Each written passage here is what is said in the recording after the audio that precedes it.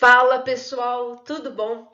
Meu nome é Ana, sou professora de História e na aula de hoje a gente vai dar continuidade ao nosso curso de História Geral e vamos tratar do período da Idade Moderna.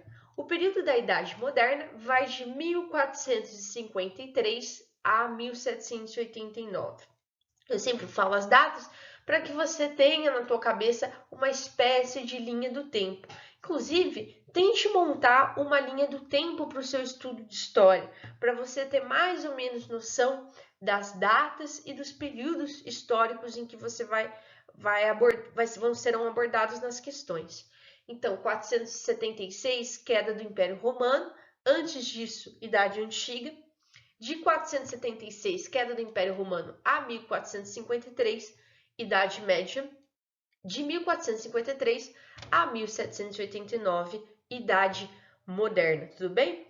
É lógico, a Idade Média, gente, a gente tem que entender que ela não terminou em 1453 cravado, pronto. Em 1454 já não tinha mais Idade Média. Não, a Idade Média ela vai continuar e vai continuar por anos e anos e anos. As características, né, da Idade Média.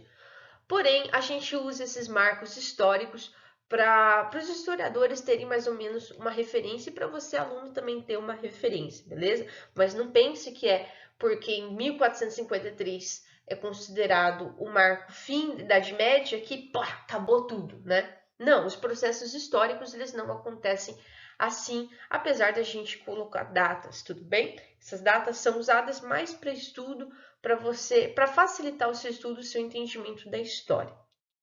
1453, pessoal, é a queda de Constantinopla, da cidade de Constantinopla. Lembra que eu contei para vocês lá na aula de Idade Média que quando o Império Romano caiu, quando Roma caiu em 476, parte da Europa, principalmente a Europa ocidental, que hoje compreende a região da atual França, Espanha, Portugal, vai entrar na Idade Média feudal, no feudalismo, tudo bem? Com todas as características que a gente comentou na aula de Idade Média. Porém, parte dos romanos vão formar o Império Romano do Oriente, com sede na cidade de Constantinopla. Esse Império Romano do Oriente vai ser chamado também de Império Bizantino e ele vai ter características bem diferentes da Idade Média feudal da Europa Ocidental. Por quê? O Império Bizantino vai ser muito rico em comércio, né? Eles vão ter um comércio muito forte. Esse Império Bizantino ou Império Romano do Oriente, ele vai durar até 1453, com a invasão da cidade de Constantinopla pelo Império Turco-Otomano. Então, se vocês pegarem um mapa para acompanhar essa aula, vocês verão que tudo que é compreendido como Império Bizantino vai ficar na mão do Império Turco-Otomano. Isso até 1918, com a Primeira Guerra Mundial. Beleza? Para vocês terem uma noção histórica. Antes de começar a falar de Idade Moderna, eu vou fazer uma revisão com vocês da aula de Renascimento e Baixa Idade Média. Lembra que eu contei para vocês que durante a Baixa Idade Média, a gente tinha a figura do rei, do monarca, muito insatisfeito com toda aquela situação que estava acontecendo. Porque lembra que eu contei para vocês que o rei, ele era mais um senhor feudal entre tantos senhores feudais. Isso desagradava muito ele, porque a coroa que ele usava, de fato, não tinha um poder em si, né? Porque era só uma coroa muito mais simbólica do que, de fato, efetiva no sentido de poder. Não existia naquela época, para vocês terem noção, um país França, um país Espanha, um país Portugal. Portugal vai ser o primeiro país a fazer a centralização monárquica, a centralização política. Mas antes disso, a gente tinha um conjunto de feudos administrados por nobres e o rei era apenas mais um nobre entre tantos, apesar de ter o título mais alto de nobreza. Isso desagradava muito ele, porque ele não tinha poder frente aos senhores feudais. Ele não tinha tanto poder monetário frente aos senhores feudais e também não tinha poder de exército, tá, pessoal? O rei não tinha um exército suficiente para impor o seu poder aos demais senhores feudais. Isso desagradava muito ele, tudo bem? Então a gente vai começar a ter, no período da Idade Moderna, a centralização monárquica, e eu vou explicar para vocês o que vai ser a centralização monárquica. Além disso, a gente também tem um outro cenário, que é o surgimento da chamada burguesia. Lembra que eu contei para vocês que durante o período da Baixa Idade Média, do período do Renascimento, a gente vai ter uma alta do comércio, né? O comércio vai voltar, principalmente com as cruzadas. Lembram disso? A gente não vai ter só um renascimento cultural, mas também um renascimento comercial e um renascimento urbano. Quem vai ser a classe social que vai surgir e ficará responsável pelo comércio vão ser os chamados burgueses, a chamada burguesia. A burguesia, pessoal, que todo mundo fala, o Marx tanto fala, vai surgir lá na Baixa Idade Média. Lembra que eu contei para vocês do porquê que a burguesia é chamada de burguesia? Porque eles viviam em vilas, e essas vilas, elas eram chamadas de burgos, tudo bem? A burguesia vai começar a crescer cada vez mais economicamente, tudo bem? Então a gente tem toda essa situação durante o começo da Idade Moderna. Então vamos falar um pouquinho para vocês o que foi o absolutismo monárquico. As origens do absolutismo estão aonde? Na centralização monárquica.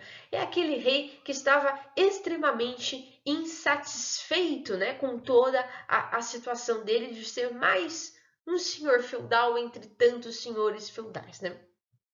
Eu vou falar primeiro, antes de explicar como que vai surgir, como que o rei vai fazer essa centralização, né, toda na figura dele, dos teóricos que vão surgir do absolutismo. O primeiro que eu gostaria de falar é o Hobbes e a principal obra dele, que é o Leviatã. No Leviatã, o Hobbes dizia que, eu vou dar o seguinte exemplo. Eu tenho uma mesa e você, aluno que me assiste, quer essa mesa. Perdão, vamos trocar o cenário. Tem uma mesa, eu não possuo essa mesa, mas você também, aluno, não possui essa mesa e você quer essa mesa. Nós dois queremos a mesa. Como que a gente vai resolver essa situação de querer a mesa, né? Eu vou lá e vou falar assim, não, essa mesa é minha, eu quero ela para mim porque eu quero muito, e puxa a mesa para mim. E você, aluno que está do outro lado da tela, você vai falar assim, não, Ana, quem quer a mesa também sou eu. E você começa a puxar a mesa também para você. Daí a gente começa a sair numa disputa insana pela mesa, porque nós dois queremos a mesa. E a gente começa a sair no tapa pela mesa, no tapa. A gente se bate. Isso não resolve. E daí você, aluno que está do outro lado da tela, você é uma pessoa sanguinária. Você é uma pessoa sanguinária e você tem uma arma. Você pega a arma e você fala, vou matar a Ana, porque matando ela eu vou conseguir a mesa. Só que é o seguinte, pessoal, imagina, daí você me mata. Mas imagina se as pessoas todas fossem resolver aquilo que elas querem, né? Os conflitos que elas têm com base na morte. Vai todo mundo morrer, né? E não vai sobrar ninguém para contar a história.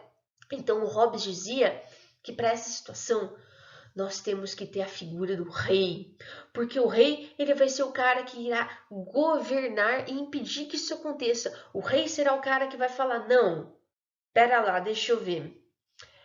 Eu acho melhor essa mesa ficar para você, aluno que está do outro lado da tela. O rei vai dizer isso, porque é mais justo que você, aluno, fique com a mesa, afinal de contas, você precisa estudar para passar no vestibular. A Ana não precisa mais. Ela já passou, então ela não precisa de uma mesa para estudar. Eu falo, rei, mas eu quero a mesa. E o rei vai falar, não, a mesa eu decidi, eu fui o cara justo e eu vou dar a mesa para você, aluno. Então o rei vai ser esse cara que vai ponderar, que vai fazer a justiça funcionar, que vai governar. O Hobbes dizia nesse livro Leviatã que o homem, ele é o lobo do homem. Então, o ser humano ele tem a tendência de se autodestruir, destruir uns aos outros quando há um conflito de interesses, tudo bem? Quando dois seres humanos querem uma mesma coisa. Então nós precisamos de um governante forte, um governante com poder. Esse governante vai ser o rei, tudo bem? Essa é a função do rei. Ele aplicar a justiça, ele resolver os conflitos, tudo bem? O Bossuet, que vai ser um outro teórico, um teórico francês, ele vai dizer que o rei ele tem o direito divino de governar, pessoal, porque Deus concedeu ao rei o direito de governar. Então, uma terra ela não pode ficar sem rei, porque seguindo Hobbes, o rei, ele é a figura que vai aplacar a justiça, vai governar e vai impedir que a gente tenha os conflitos de interesses, né? O Bossuet vai dizer, mas por que esse cara em específico tem que ser o rei, né? Porque esse cara em específico tem que ter a coroa. As pessoas vão perguntar, né? Tudo bem, a gente entendeu esse raciocínio do Hobbes, que o homem ele é o lobo do homem, e a gente precisa de uma figura autoritária, né? Que governe a gente. Mas por que tem que ser esse cara em específico, né? O Bossuet vai falar o seguinte, porque esse cara que tem a coroa, ele foi escolhido por Deus. Deus iluminou ele para governar. Deus deu o direito divino desse homem governar, do rei governar. Tudo bem? Então esse vai ser o direito divino dos reis, beleza? Lembra que a gente ainda está numa sociedade muito religiosa, muito católica, tudo bem?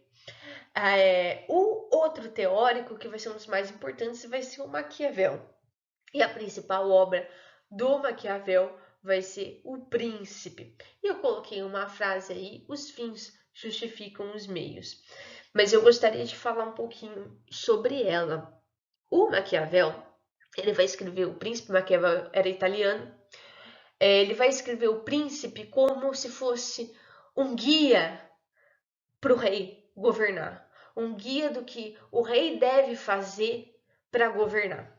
Então, por exemplo, o Maquiavel dizia que quando o rei tivesse, o que ele tem que ter como escolha? Ele tem que ter como escolha, por exemplo, ser amado ou ser temido.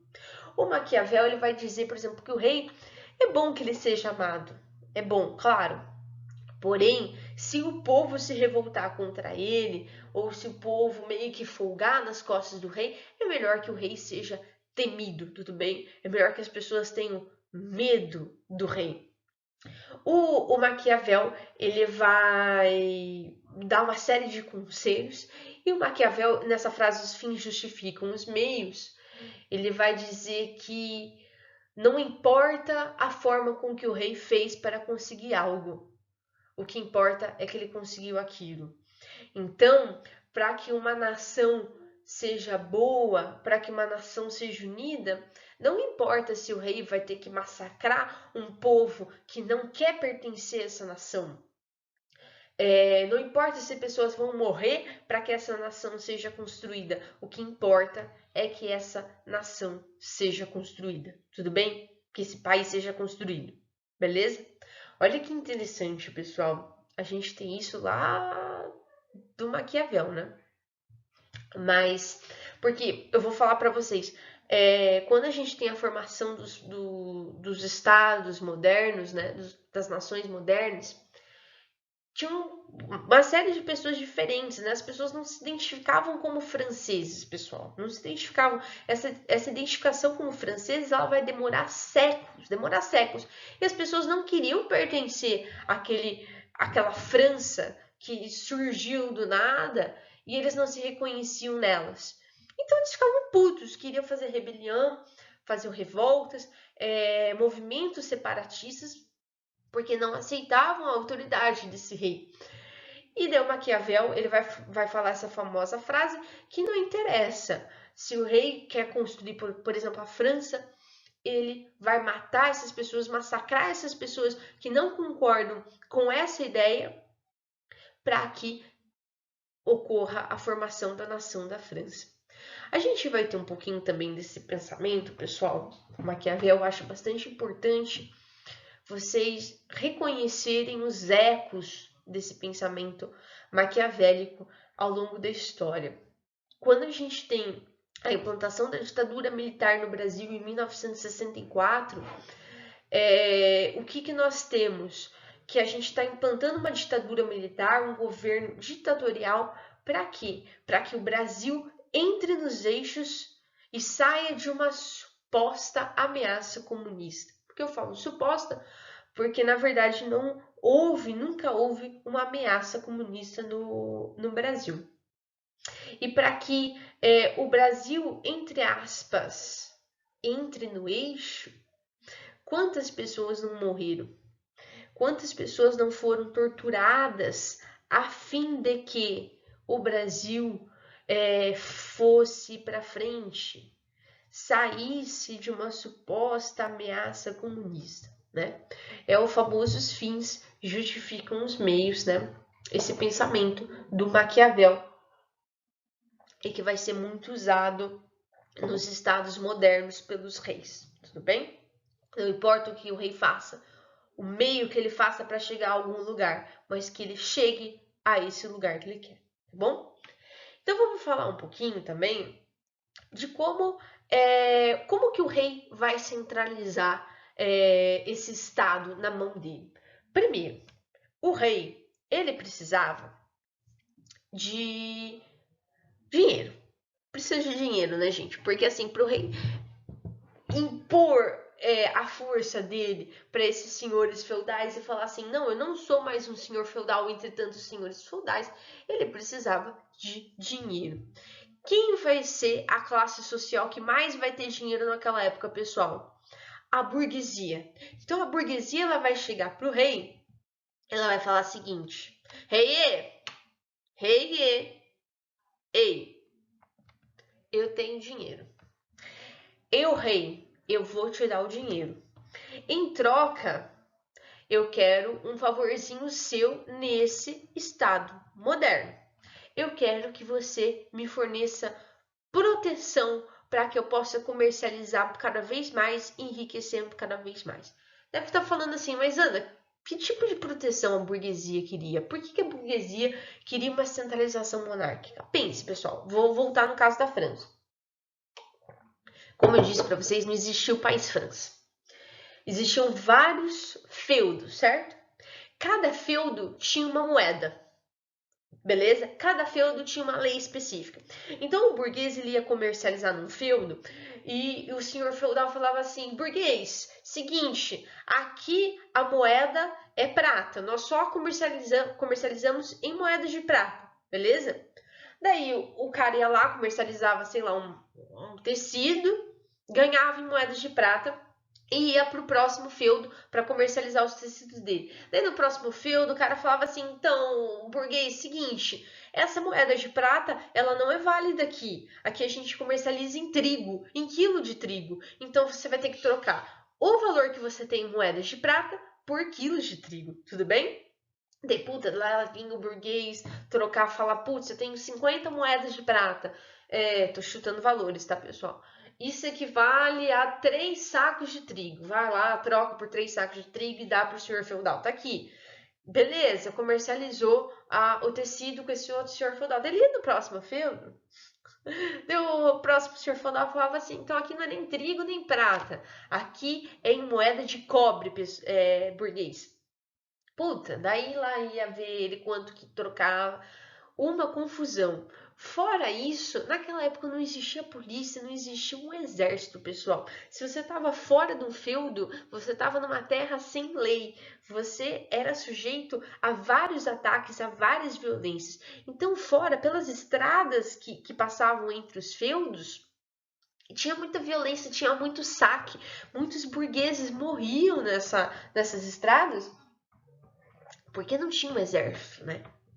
E da burguesia vai falar assim, rei, eu quero um exército, eu quero que você me dê proteção, eu quero que eu possa trafegar por essas estradas tranquilo, porque se vier um ladrão me saquear, tem um soldado real lá, beleza? Além disso, eu quero nessa centralização monárquica uma centralização de moeda. Porque pensa, se a gente tem o surgimento da França e uma moeda única da França, acabou. Não vai ter esse negócio de ir no feudo, ter que comercializar numa moeda X e no outro comercializar numa moeda Y, né? Não vai ter isso. Então, a burguesia vai dar dinheiro para o rei para que ele faça essa centralização monárquica e o rei vai dar em troca proteção para a burguesia, tudo bem? Proteção para que essa burguesia cresça cada vez mais. E a nobreza, pessoal? E a nobreza? Porque o senhor feudal, ele era um nobre, né? O rei, ele era um nobre, ele tem o mais alto título de nobreza, porém o senhor feudal era um duque, era um barão, era um visconde. A nobreza vai falar, rei, pera lá, você tá pegando o meu feudo pra você. Eu vou ficar sem terra, rei. Vou ficar sem terra. Onde que eu vou, que lugar que eu vou ter no mundo, rei? Como assim? Como assim? E daí o rei vai falar assim, calma, nobreza, calma. Eu vou te dar, em troca de você aceitar o meu poder, privilégios. A nobreza vai ter privilégios, você vai ter um privilégio de não pagar imposto, por exemplo, porque eu vou criar a França, mas para eu conseguir mais dinheiro, eu vou ter que cobrar imposto dos meus súditos, tudo bem? E você, nobre, você não vai precisar pagar esse imposto, por exemplo. Tudo bem? Os nobres, isso é um privilégio, tá, pessoal? Os nobres vão ter uma série de privilégios. Entre eles, o nobre vai poder morar no palácio do rei. Ele vai poder morar no palácio do rei, tudo bem? Outro privilégio da nobreza. E o rei vai falar, nobreza, em troca de eu te dar esses privilégios, né? Em troca de eu te dar todo esse aparato, eu quero que você me dê apoio político. Você vai sustentar politicamente a minha pessoa, tudo bem? Isso que o rei vai falar para a nobreza. Então vai ser esse conjunto de acordos que vai dar origem ao absolutismo monárquico, pessoal, a idade moderna. A burguesia fornecendo dinheiro ao rei, em troca ganhando proteção, e o rei fornecendo privilégios para essa nobreza, que em troca vai dar apoio político para esse rei. Tudo bem? Vamos seguir aqui. A gente vai falar de dois países bastante importantes, que vai ser a França e a Inglaterra. Lógico, vocês não precisam decorar essas informações que eu vou falar, mas para vocês terem um contexto, um panorama geral da formação desses dois estados modernos. Vamos falar, então, primeiro, turma, do caso francês. Exatamente, o caso francês, que vai do século XV ao século XVI, que vai ser a dinastia Valois. Pessoal, esses nomes, Valois, Habsburgo, Bourbon, são nomes de famílias pertencentes à nobreza, tudo bem? A dinastia Valois, ela vai ser marcada pelas guerras de religião, principalmente por conta do contexto da Reforma Protestante. Lembra que eu contei para vocês que lá para 1500, 1572, mais especificamente, vai estourar as reformas protestantes, né? Lembram com, oh meu Deus, Calvinismo, com esqueci o nome do principal, gente. Eu tô péssima de nome. Com o Henrique VIII, também com o anglicanismo. E... enfim, gente, esqueci, me deu um branco. Eu tenho um negócio que me dá um branco nas coisas. Mas eu vou pesquisar aqui para vocês. Nome do principal reformador. Reformas. Lutero, o Lutero, gente. Lutero que vai ser o principal reformador, tudo bem? A gente vai ter um episódio bastante importante, em 1572, que vai ser a noite de São Bartolomeu. O que vai ser a noite de São Bartolomeu? Os reis da dinastia Valois, eles perseguiam muito os protestantes. A França sempre foi um país muito católico, né, pessoal? E que não vai aceitar muito bem os protestantes. Vai contra os protestantes. E os reis franceses da dinastia Valois tinham muita influência da Igreja Católica. Em 1572, a gente vai ter um massacre pela rainha Catarina de Médici, que está aí representada na figura que eu coloquei no slide, de preto, a Catarina de Médici vai mandar matar todos os protestantes em Paris. Estima-se, né, que teve entre 5.000 a 3.000 mortes por esse massacre, que vai ser chamado de Noite de São Bartolomeu. Isso vai gerar uma tensão muito grande na França, pessoal, muito grande. A ponto da a dinastia Valois não durar muito, né? Ela durou do século XV ao século XVI, e a gente começar com uma nova dinastia, que vai ser a dinastia Bourbon. Essa sim, pessoal, essa sim vai permanecer um bom tempo no poder, né? Do século XV até o século XVIII. O primeiro governante da dinastia Bourbon, Henrique IV, ele vai criar o Edito de Nantes em 1598, declarando o fim da perseguição aos protestantes. Isso vai ser uma medida ótima que ele vai adotar para a França, porque a França, de fato, estava vivendo uma guerra praticamente civil entre os católicos e os protestantes. A gente tinha uma tensão social naquela época muito grande. E o Henrique IV ele vai falar a famosa frase dele, que é: Paris bem vale uma missa. Após o Henrique IV, a gente vai ter um outro governante bastante importante, que é esse daí da foto, que é o Luís XIV. Pessoal, o Luís XIV, ele vai ser o auge do absolutismo monárquico. O auge, e aí eu quero que vocês prestem bastante atenção. Nossa, uma coisa que é sinônimo de absolutismo, né? Como vocês viram pelos teóricos, é de que o rei ele tem que ter o poder absoluto. Por isso que a gente fala absolutismo. Então o rei ele vai ter o direito de mandar e desmandar de acordo com a própria vontade dele. Então naquela época, pessoal, não existia assim, você dá pitaco no imposto que o rei criou, por exemplo. O rei ele criava imposto da cabeça dele. Se ele quisesse criar um imposto, ele não tinha que passar pelo Senado, pela Câmara dos Deputados. Não, não existia isso. Ele criava imposto e estava criado. Estava criado e você não tinha que discutir isso, porque o poder do rei ele era absoluto.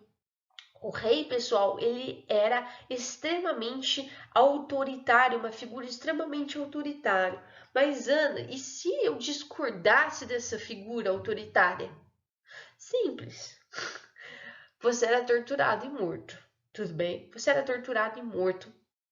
E o seu nome jamais iria reaparecer em algum lugar. Para vocês terem noção, naquela época, no auge do absolutismo com Luís XIV, nós não tínhamos o conceito de cidadão francês. Tudo bem?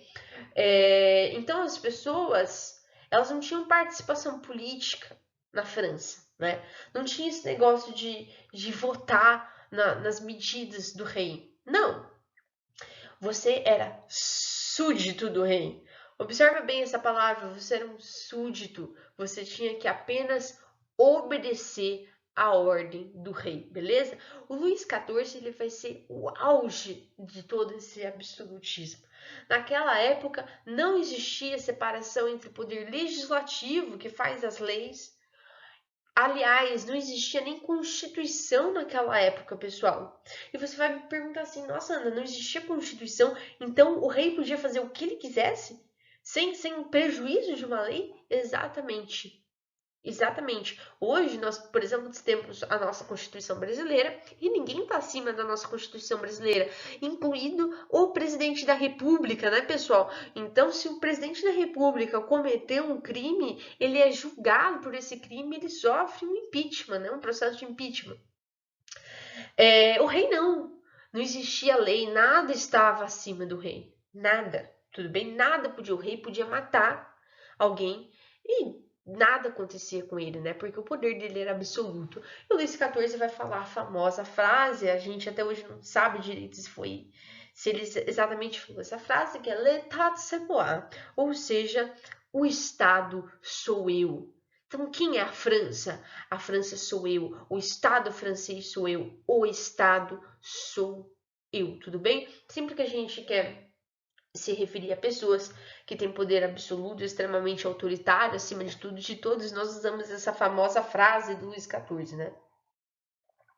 A França marcada pelo mercantilismo, pelo sistema econômico do mercantilismo, que eu vou explicar um pouco mais para frente.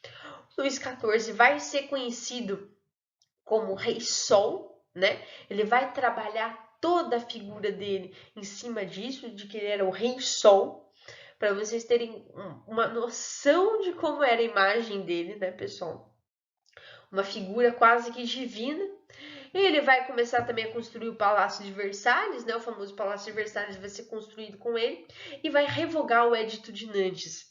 Ou seja, esse Edito de Nantes que dava o fim da perseguição aos protestantes, ele vai ser revogado. O rei vai falar, não, para com essa palhaçada, pode perseguir protestante, vamos revogar o Edito de Nantes.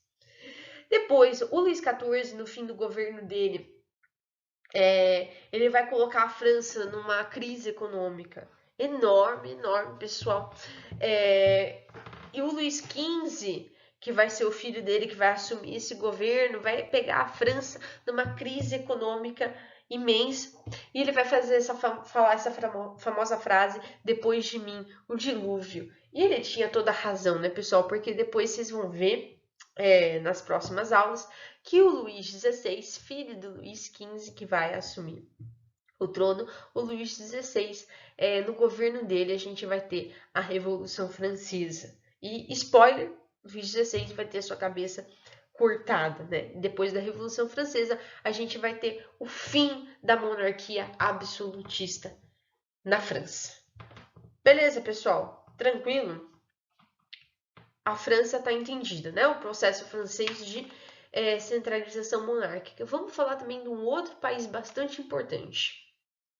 O próximo que a gente vai falar é o caso inglês, tudo bem? A Inglaterra, pessoal. A Inglaterra, ela vai ter um processo de absolutismo muito diferente da França, porque a França ela vai começar com esse absolutismo monárquico desde o começo, né? Desde o começo da formação da França. A Inglaterra não, pessoal. Por quê? Lá para 1215, a gente já tem a criação da Magna Carta. A Magna Carta nada mais é do que um documento que limita esse poder real, beleza? Então, a gente vai ter, desde 1215, pessoal, uma limitação do poder do rei ou do poder da rainha. Então, o absolutismo, ele vai ser uma coisa que não vai crescer muito na Inglaterra. Não é que não vai ter o absolutismo na Inglaterra. Vai, a gente vai ver. Porém, ele vai ser muito mais enfraquecido do que na França. Além disso, a gente também teve a Guerra das Duas Rosas, que foi a disputa entre a família York e a família Lancaster. São dois sobrenomes, tá, pessoal? Pelo trono. As famílias das nobrezas, né, como vocês podem ver, Tudor, York, Bourbon, Habsburgo, eles disputavam a casa real, eles disputavam a coroa, obviamente. Essa Guerra das Duas Rosas, que vai ser uma guerra de uma família nobre contra outra família nobre, a fim de pegar a coroa da Inglaterra, ela vai enfraquecer muito a nobreza, né? Porque vai ser uma guerra entre nobreza versus nobreza, né? Ela vai enfraquecer muito, ela vai durar muitos anos. Então, a gente vai ter também, pessoal, um enfraquecimento da nobreza, diferente da França. A França tinha uma nobreza muito fortalecida, porque era a nobreza que sustentava todo esse poder do rei, dava esse apoio político para o rei. Na Inglaterra vai ser diferente, a gente vai ter uma nobreza um pouco mais enfraquecida, beleza? Afinal das contas, nem a família York, nem a família Lancaster vai ficar com a coroa, vai ser a família Tudor, né? O Henrique VIII era o rei Tudor, né? Pertencente à família dos Tudors. Além disso, ele vai ter o ato de supremacia, criando a igreja anglicana, que eu já expliquei para vocês na aula de reformas protestantes. Ou seja, a gente vai ter também um enfraquecimento da igreja católica dentro da Inglaterra, beleza? Diferente da França, pessoal. A França sempre foi um estado muito católico durante a Idade Moderna. Tinha uma presença da igreja católica muito grande. Já na Inglaterra não, né? Principalmente por conta da criação da igreja anglicana. O Henrique VIII, como eu disse para vocês, tentou ter um filho homem, né? Inclusive vai matar as esposas dele, né? Que não forneceram filho homens para eles, mas quem vai assumir o trono vai ser a filha dele, a Elizabeth I, a filha do Henrique VIII com a Ana Bolena. E a Elizabeth I vai ser uma das melhores rainhas que a Inglaterra já teve, né? Inclusive, reza a lenda que nas eras elisabetanas, seja da Elizabeth I ou da atual rainha Elizabeth II, a Inglaterra teve uma posição política e econômica muito boa, né? Foram governos bons. E a Elizabeth I, ela vai ser o apogeu do absolutismo inglês. A Elizabeth I vai ser uma rainha, essa daí que tá na foto do slide, que ela vai concentrar todo o poder na mão dela. Ela vai mandar e desmandar de acordo com a vontade dela. Porém, o governo da Elizabeth I, um pouco diferente do governo do Luís XIV, vai ser muito bom, porque nele a Inglaterra vai alavancar economicamente. A Inglaterra vai ser uma das maiores potências mercantis durante o período da Elizabeth I, beleza? Além disso, durante esse período, a gente tem o processo dos cercamentos. Ana, o que são os processos de cercamentos? Isso é bastante importante vocês entenderem, pessoal, para vocês entenderem o porquê que a Inglaterra vai ser o país pioneiro na Revolução Industrial. A gente tinha os feudos, né? Com os nobres tinham suas terras. Porém, esses nobres, eles começaram a cercar essas terras para criar ovelha. Ana, mas para que criar ovelha? Por quê? Com a lã da ovelha, o que você faz? Roupa. Exatamente, pessoal, roupa. E esses nobres vão começar a produzir muita roupa, muito tecido. Tudo bem? Com essa lã dessas ovelhas que eles criavam. Olha bem, pessoal, olha bem, olha que interessante. Qual que vai ser a primeira indústria a ser criada? A primeira indústria a ser criada vai ser criada na Inglaterra, e além de ser criada na Inglaterra, vai ser uma indústria têxtil. A indústria, ela não vai começar como indústria de sapato. Ela vai começar como indústria têxtil. A indústria de roupa, de tecido, vai ser a primeira indústria a ser criada na Inglaterra. E tem origens nesses processos de cercamentos, viu, pessoal? Esses nobres vão cercar, vão começar a criar lã. E nesse processo que eles cercam as terras, e os camponeses que ali viviam nessas terras? Né? Esses camponeses vão ser expulsos, pessoal. Eles vão ser expulsos. E sem ter para onde ir, esses camponeses eles vão para as grandes cidades inglesas, principalmente em Londres.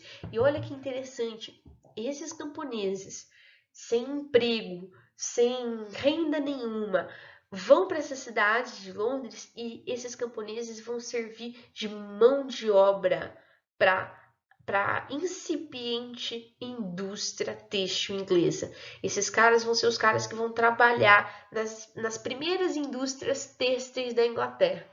Tudo bem? Vocês estão entendendo esse raciocínio, pessoal? Bastante importante. Além disso, esses nobres eles vão sofrer um processo de aburguesamento. Diferente da França. Na França, a nobreza não comercializava, a nobreza não fazia nada, pessoal. A nobreza ficava lá no Palácio de Versalhes, completamente largada, sem fazer nada, só fazendo fofoca e comendo. Não fazia nada, pessoal. A nobreza francesa não fazia bosta nenhuma. Já a nobreza inglesa, ela vai começar a comercializar. A nobreza inglesa vai ser o embrião dessa indústria, pessoal. A nobreza vai ser burguesa também. Então, esses processos de cercamentos, eles aburguesaram a aristocracia inglesa. Isso é bastante importante para vocês entenderem a grande diferença entre a Inglaterra e a França, tá? A gente vai continuar aqui com a dinastia Stuart. A Elizabeth I, ela morre e ela não deixa descendentes, né? Isso era bastante complicado quando os reis não deixavam descendentes. Daí o trono vai para um outro rei, que se eu não me engano era o Jaime III. Enfim, vai passando para outros reis e a gente vai começar uma nova dinastia que vai ser a dinastia Stuart. E gostaria de falar dela, do Carlos I. O Carlos I vai ser um rei bastante problemático, porque ele vai começar uma perseguição. O Carlos I, ele era um pouco católico, né? A gente tem esse problema na Inglaterra, porque o Reino Unido, ele não é composto só pelos protestantes anglicanos, mas tem também os católicos, né? Tanto que a Irlanda, acho que a Irlanda do Sul, né? Ela é católica, se não me engano, é Irlanda do Sul. O Carlos I vai perseguir várias pessoas que eram oponentes a ele, perseguir protestantes, e isso vai levar a uma guerra civil. O Carlos, ele vai tentar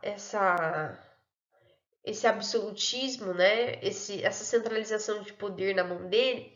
Porém, os ingleses nunca toleraram muito isso, né, pessoal? Essa centralização de poder, principalmente desde a Magna Carta, né? Que limita o poder real. Eles só vão tolerar um pouquinho da Elizabeth I porque ela era uma rainha muito boa, né? E a Inglaterra foi para frente com ela e ela soube trabalhar muito bem a imagem dela. O Carlos I não vai ser assim, então teremos de início a uma guerra civil na Inglaterra.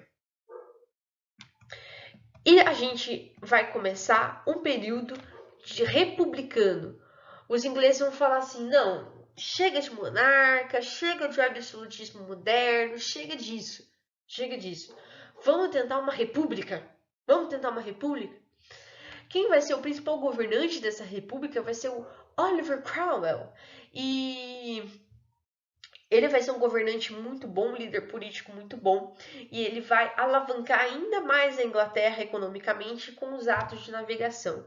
A Inglaterra, pessoal, ela tinha uma das maiores marinhas do mundo, Isso vai ser muito importante no mercantilismo, pois eu vou explicar para vocês como é que funciona o mercantilismo, né? Que vai ser a base econômica da Idade Moderna, do Antigo Regime. Ele vai fazer uma série de leis que vai privilegiar os navios ingleses. Porque os outros países, como Portugal, Espanha e até a própria França, eles não tinham navios tão bons para comercializar no mar quanto a Inglaterra tinha. E além disso, esse Oliver Cromwell, ele vai fazer uma série de leis que vão privilegiar essa marinha mercantil da Inglaterra, fazendo com que a Inglaterra cresça cada vez mais economicamente. Porém, o Oliver Cromwell, ele vai morrer. Os próximos governantes não vão ser tão bons, a gente vai começar um período bastante turbulento na Inglaterra. Porém, em 1688, nós vamos ter a famosa Revolução Gloriosa na Inglaterra. Os ingleses, no meio desse caos, vão falar assim: não, pera lá, gente. República não tá dando certo, porque depois do Oliver Cromwell, eles vão começar uma série de ditaduras. Não tá dando certo. E monarquia absolutista não dá certo. Essa coisa de poder autoritário demais não dá certo, nunca dá certo. Então é o seguinte, vamos fazer um conjunto de leis. Vamos voltar na monarquia. Monarquia é um tipo de governo, tá, pessoal? Igual república. República é um tipo de governo, monarquia é outro tipo.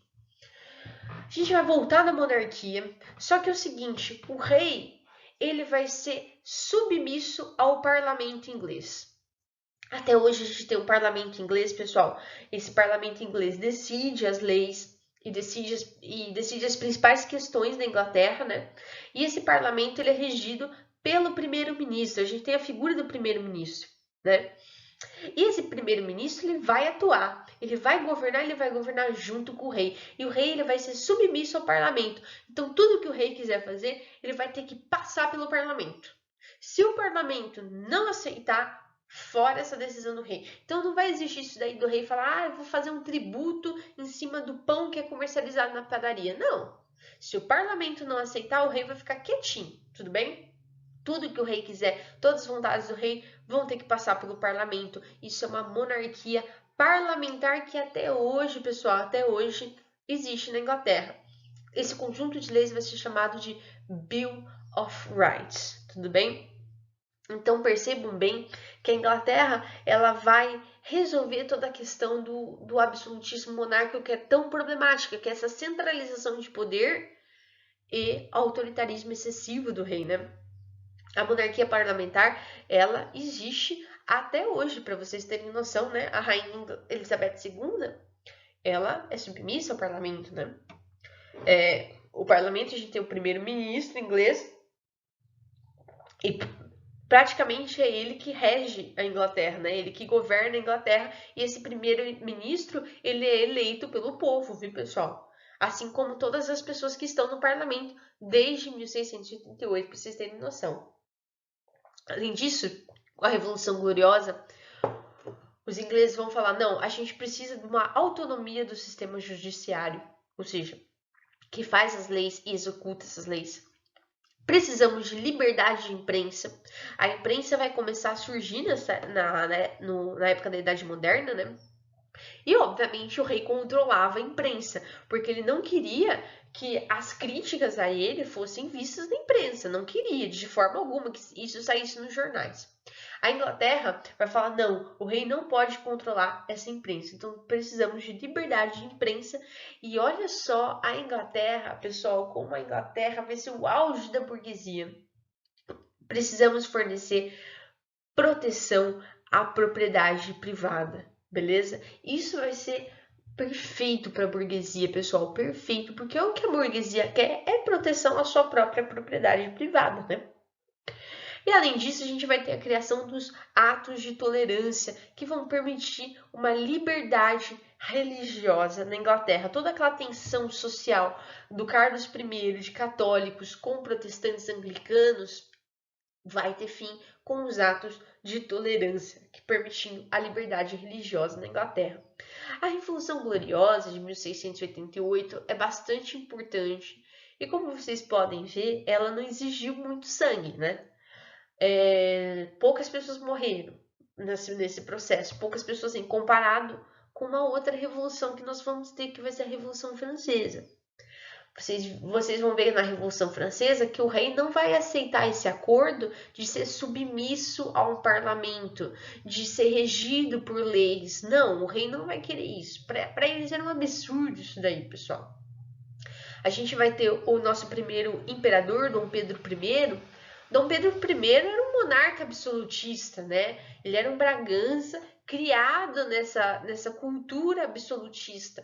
Então, o próprio Dom Pedro I achava um absurdo ele, como rei, como imperador, estar sujeito a uma lei. Pera lá, não, eu estou acima da lei, né? Já na Inglaterra, o rei vai aceitar esse contrato, né? Aceitar esse acordo. Então a gente vai ter uma Inglaterra, vocês vão ver que vai crescer muito, principalmente economicamente, graças a isso, porque a gente teve uma revolução mais tranquila comparada à Revolução Francesa, que nós vamos ter uma aula específica para ela, beleza, pessoal?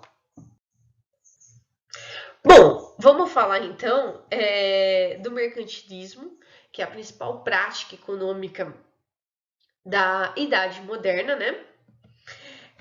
E depois a gente vai fazer uma pequena revisão das bases do antigo regime. Como que funcionava o mercantilismo, pessoal? Primeiro, cada estado tinha que trabalhar com uma balança comercial favorável.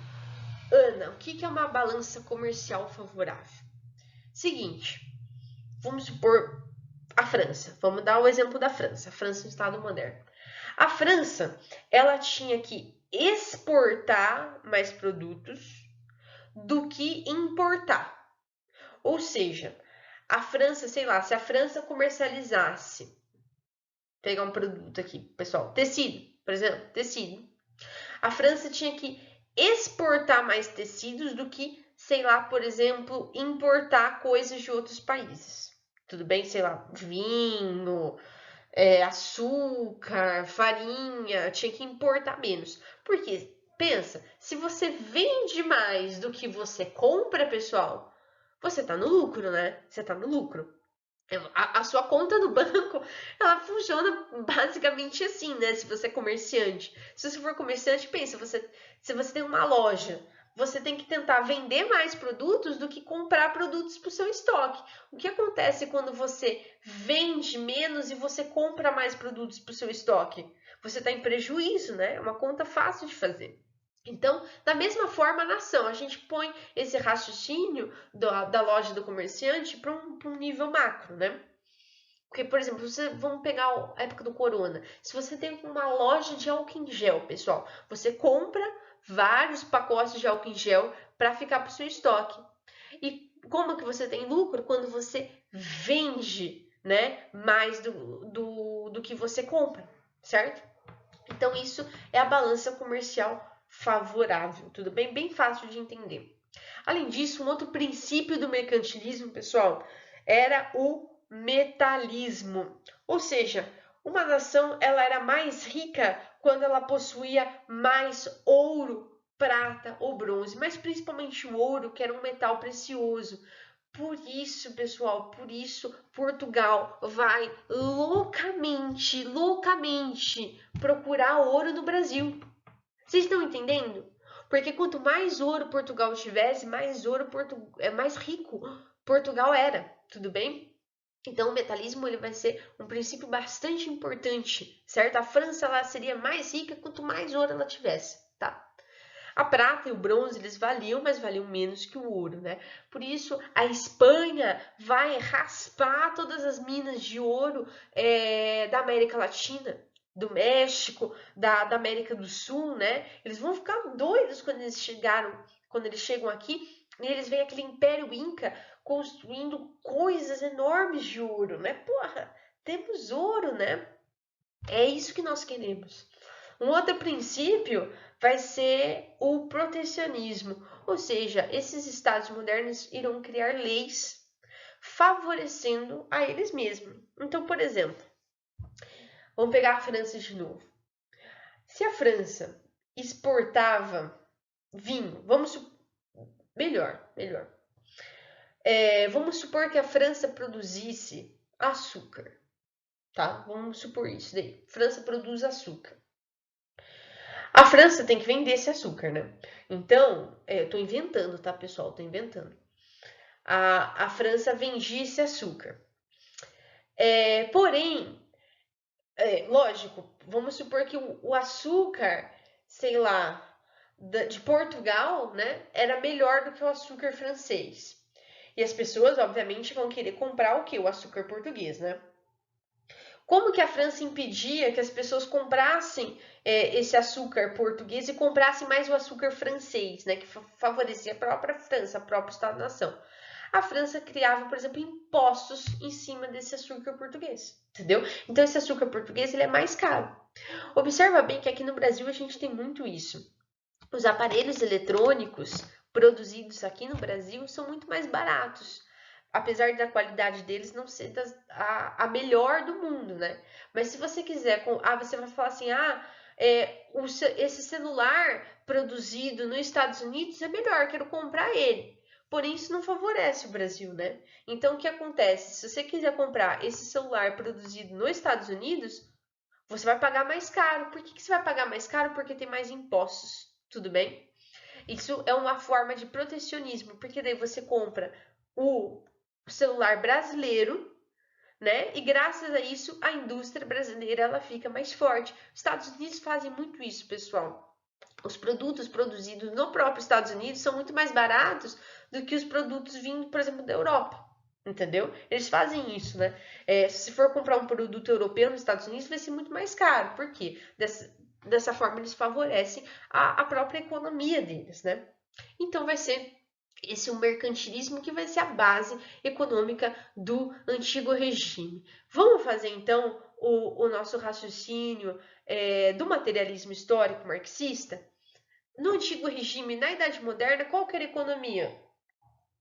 Mercantilista, na maioria dos casos. E esse mercantilismo praticado por quem? Pela burguesia, viu, pessoal? A burguesia que vai sustentar economicamente esse mercantilismo que eu acabei de explicar. Então, a gente tinha uma economia mercantilista, a sociedade ela era como? Estamental, ou seja, a gente ainda tinha essa pirâmide social em que no topo a gente tinha a nobreza e o clero, E na parte de baixo, a gente tinha a burguesia, e na parte de baixo, os outros súditos franceses, os outros súditos de qualquer país que fosse, que eram os camponeses, principalmente os camponeses, tá, pessoal? Uma sociedade estamental, ou seja, se você era burguês, você não era nobre, você não podia ascender à nobreza. Era muito difícil, não tinha mobilidade entre as classes sociais. E a política, a monarquia absolutista. Beleza? Sei que essa aula de absolutismo foi um pouco longa, mas ela é bastante essencial, tá? Para que vocês entendam bem as bases do antigo regime e tudo que levou, porque o Estado moderno, a Idade Moderna, ela vai ter reflexos, né, de como a gente montou a nossa sociedade atual. Então vamos fazer um de olho no Enem? Vou pedir para vocês, pessoal, uma questão do Enem de 2012, uma questão clássica, que vocês pausem o vídeo, tentem resolver e vamos lá para a resolução. Então é o seguinte, pessoal, a gente tem nessa questão uma figura em que tem o traje do rei, o rei sem a roupa e depois o rei com a roupa, né? Para vocês verem que a imagem do rei era uma imagem vital para o absolutismo monárquico, porque o rei ele tinha que ser o cara, né, pessoal? Ele tinha que ser o cara. Então, ele tinha que mostrar que ele era o cara. Como que ele mostrava isso? Com roupas extremamente pomposas, né? Extremamente elegantes, extremamente chiques. Até hoje a gente tem isso nos reis, né, pessoal? A própria Elizabeth II pratica um pouco disso, lógico, não tanto quanto o Luís XIV na época, da figura, perdão, mas pratica isso. No Império Romano, os imperadores também, eles se vestiam de uma forma extremamente pomposa para mostrar o poder que eles tinham. No Império Inca, o imperador também se valia desse artifício, beleza? Então a letra A tá errada, né? Porque ela não retrata a humanidade do rei, muito pelo contrário, né? A unidade entre público e privado, pois a figura do rei com a vestimenta real representa o público e sem a vestimenta representa o privado? Não, porque a gente tem a união dessas duas, né? O vínculo entre monarquia e povo? Não. O gosto estético refinado do rei? Não. A gente fica com a alternativa correta, que é a alternativa E, que é a importância da vestimenta para a constituição simbólica do rei. Só gostaria de colocar uma observação, né? Que a alternativa E, ela peca um pouquinho, pessoal, porque dá a entender que a roupa do rei, ela servia apenas para esconder os defeitos do corpo dele, né? Mas na verdade ela era um artifício muito mais amplo, né? Que principalmente mostrava o poder do rei, o poder dele, tá? E também disso, além disso, a linguagem da alternativa ficou meio ruim, né? Porque ela dá a entender que é um defeito o abdômen volumoso ou as pernas finas, quando na verdade não é isso, né? É meio errado a gente falar isso, esse tipo de coisa. Então é a letra E, mas gostaria de fazer essas ressalvas que a roupa do rei, ela vai muito além, tudo bem? E é isso, pessoal, ficou uma aula um pouquinho longa, porém a aula de absolutismo é uma aula bastante densa, bastante pesada. Espero que vocês tenham gostado, estudem bastante esse tema, porque ele é muito importante e cai sempre no vestibular. Eu vou ficando por aqui. Um beijinho para vocês. Tchau, tchau.